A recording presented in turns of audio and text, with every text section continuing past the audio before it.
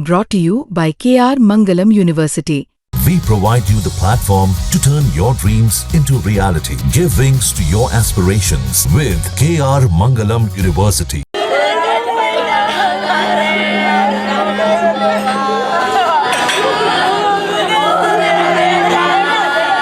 अभी भी कहाँ है, इनके मन में ये सवाल है। और देखिए 11 मई को ठीक हर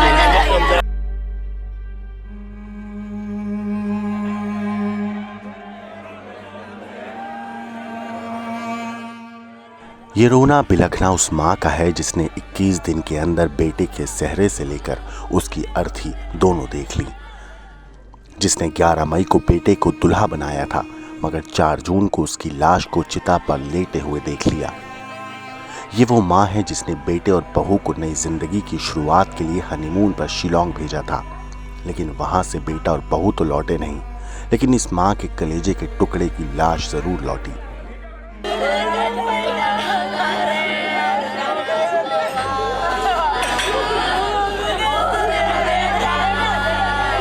इस माँ की तकलीफ उसकी चीखें बयान कर रही हैं। सोचिए एक नया जोड़ा इंदौर से हजारों किलोमीटर दूर मेघालय की रहस्यमय पहाड़ियों में छुट्टी मनाने निकला था, लेकिन लौट कर आया तो सिर्फ एक शव, और वो भी 150 फीट गहरी खाई से बरामद होकर। राजा रघुवंशी, एक नाम, एक चेहरा, एक उम्मीद जो अब सिर्फ एक तस्वीर में कैद होकर रह गया है। और उसकी पत्नी सोनम, वो अभी भी गायब है, कहीं कोई सुराग नहीं, और बहुत से सवाल हवा में तैरते हुए। बुधवार शाम इंदौर के साकार नगर में जैसे ही राजा रघुवंशी का पार्थिव शरीर घर पहुंचा, मातम की चीखें हवाओं में घुल गईं। माँ उमा की आंखें बेटे की राह तकती रहीं। पिता अशोक, जो हाल ही में दिल के दौरे से उभरे थे, बेटे की लाश देखकर वो वहीं धाराशाही हो गए। राजा का शव सोमवार को शिलोंग की पहाड़ियों में एक खाई से मिला, करीब 150 फीट नीचे, लेकिन उसके साथ गई पत्नी सोनम का अब तक कोई पता नहीं। आखिर सोनम कहाँ है, जिंदा है या उसके साथ भी कोई हादसा हो चुका है? पुलिस की जुबान पर अब तक चुप्पी है और परिवार की आंखों में सिर्फ साजिश की परछाइयां। राजा के भाई विपिन जब शिलोंग पहुंचे तो उन्हें कुछ भी ठीक नहीं लगा। ना पुलिस की जांच, ना होटल के मैनेजर की गवाही, ना चाय वाले की बातें, और सबसे ज्यादा वो लोकल गाइड जिसकी कहानी हर बार बदल जाती है।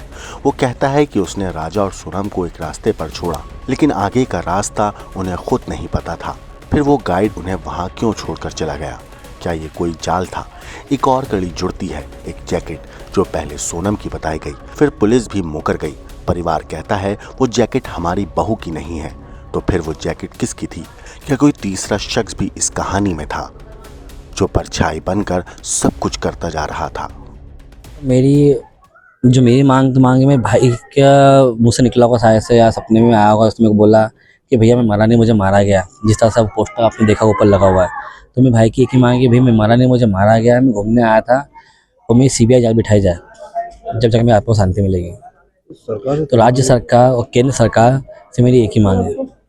सरकार लगातार जो प्रयास भी कर रही थी, लेकिन आज इस हालत में हुआ घटना, उसके लिए आप मैं सरकार तो अच्छे से प्रयास में लगी हुई है, लेकिन जो काम हो रहा ना सर, जो जैसे इतनी धीरे धीरे 10-11 बार बॉडी मिली है, तो वो हिसाब से तो सब मेरे को थोड़ा सा वो है, लेकिन सरकार से कोई ये नहीं हो रहा, नेगेटिव हो रहा, सरकार की तरफ से सपोर्ट मिला है। अब मेरे को बस CBI की मांग मिल गई तो मेरे भाई के साथ जो गलत हुआ वो अच्छा हो जाएगा, उसके आपको शांति मिल जाएगी। अब शिलोंग की पहाड़ियों में तलाश जारी है। सोनम का भाई गोविंद वहीं रुक गया है।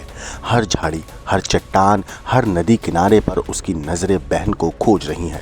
और वहीं इंदौर में राजा की अर्थी के साथ लौटे उसके भाई और पिता अब सिर्फ एक मांग दोहरा रहे हैं, हमें CBI जांच चाहिए।